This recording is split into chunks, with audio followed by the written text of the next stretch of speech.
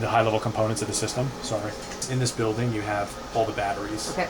Right. So the batteries basically are all wired together, and from here they run outside of the building and they tie into something called an inverter. Okay. In the inverter, batteries charge and discharge in DC direct current, but the grid uses AC power. So the batteries connect to the inverters change DC to AC, and then from the inverters, the voltage is stepped up to connect to the P.U.C. substation, and the P.U.C. substation, the low side of it operates at 34,500 volts.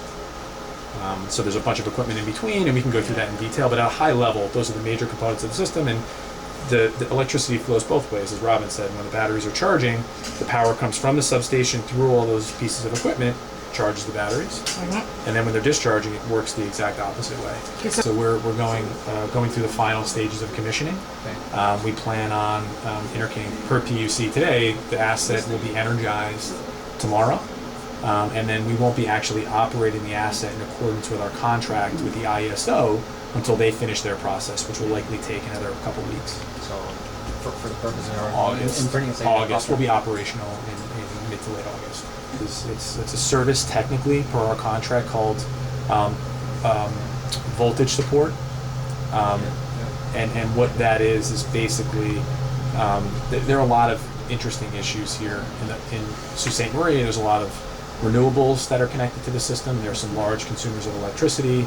There's a big steel mill. So having that intermittency of load and generation creates a lot of issues. So what the ISO does more at a transmission level is they dispatch, provide signals to our system when they need support, whether that's on the voltage side, whether that's on the energy side directly, and we'll either inject power or pull power to better the characteristics of the surrounding grid. So is the energy that you're storing here, is it going, when you're operational in August, will it go to Canada? Will it go to the United States? Can it go pretty much whenever? It gets directly injected back into the substation right here. Okay. And then from the substation, it basically seeks its path of least resistance. Okay. And it basically distributes out from the substation. Okay. Trying to say where the electrons actually go is kind of an impossible conversation, but it's very safe to say that the electrons won't go very far from here. So ultimately, Yes, absolutely, completely for Ontario, and it's a 7 megawatt hour battery project, and what that means is that at 7 megawatts of capacity, we can store energy for 1 hour. So we could discharge 7 megawatts of power for 1 hour, or we could charge it for basically, roughly an hour or a little bit more. So 7 megawatts of 7 megawatt hours of energy inside of this system. Yeah. We can discharge for an hour, and then when we're done, we have to charge again. We discharge it basically when the ISO requires it. It won't be necessarily for an hour. It might be for like 5 minutes, 10 minutes.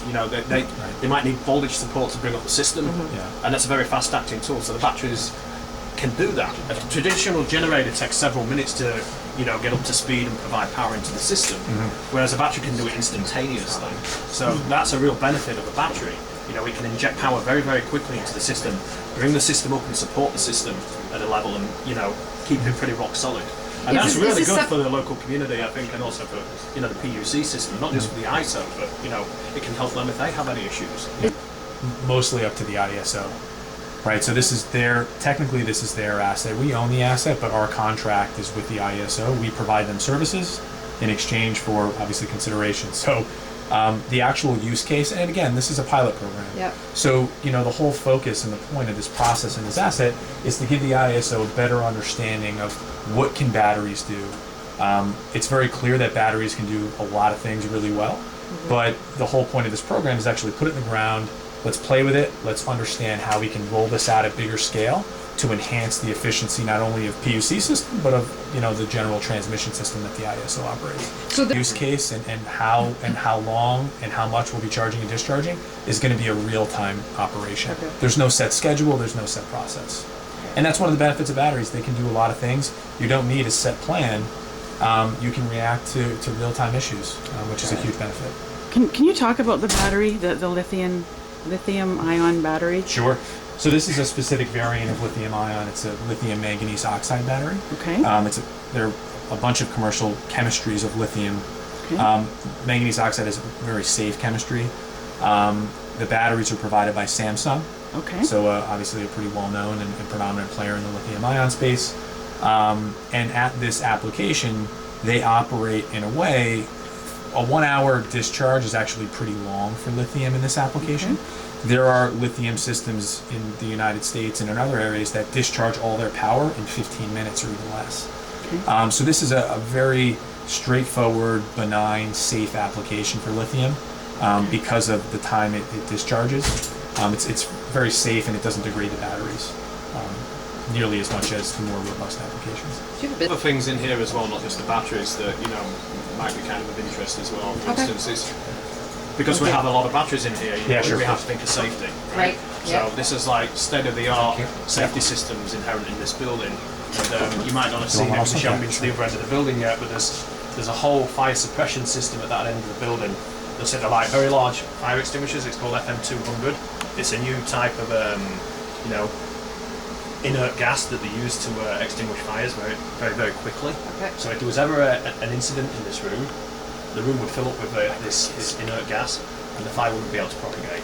Wow. On top of that, there's also some pretty nifty control equipment that's constantly monitoring everything that's going on in here. So if for instance one of these battery packs fails, and bearing in mind there's 2,100 of these battery packs, it will be able to pinpoint which one's failed, what's wrong with it, and it can tell us, and we can drill down into all sorts of information like the life of the battery, how many times it's been cycled, if it's holding charge, if there's any issues, we can. And it's very maintainable. You can come in here, you remove the panel, you just pull the battery out and put a new one in. There's a lot of thought that went into this. GE and our company and our consultants to provide the safety that Robin talks about with fire suppression and give us and the ISO an infinite amount of understanding and information into what the system's doing, how it's doing it, the state of health of the system.